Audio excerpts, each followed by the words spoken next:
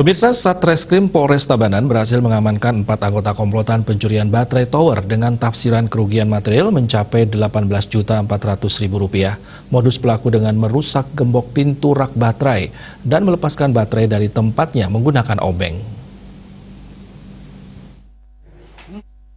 Wakapolres Tabanan Kompol Dodi Monsa didampingi Kasatreskrim Polres Tabanan AKP Aji Yoga Sekar mengungkapkan kasus pencurian baterai tower yang dilaporkan hilang pada Senin tanggal 22 November 2021 oleh pihak korban.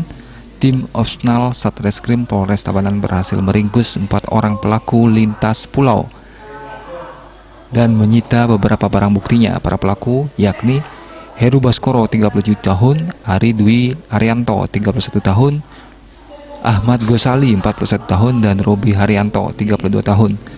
Keempat pelaku berasal dari Probolinggo, Jawa Timur. Pelaku beraksi di baterai tower TBG Tower bersama grup yang bertempat di wilayah Banjar Dinas Yeh Bakung, Desa Lalang Linggah, Kecamatan Selemandag Barat, Tabanan. Polisi melakukan penangkapan para pelaku dengan berbekal hasil penyelidikan yang didapat didukung dengan alat bukti.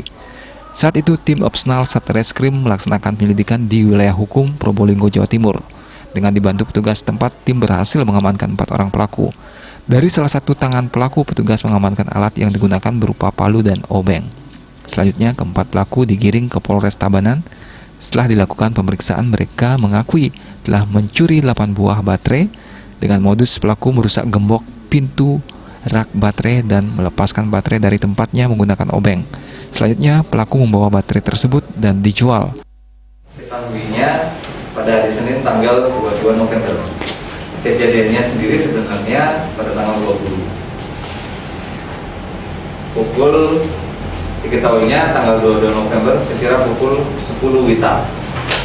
Tempatnya adalah di Tower TBG, yaitu Tower Bersama Grup di wilayah Banjar Dinas Yeh Bakung, Desa Lalang Linggah, Kecamatan Selemandag Barat, Kabupaten Tabanan.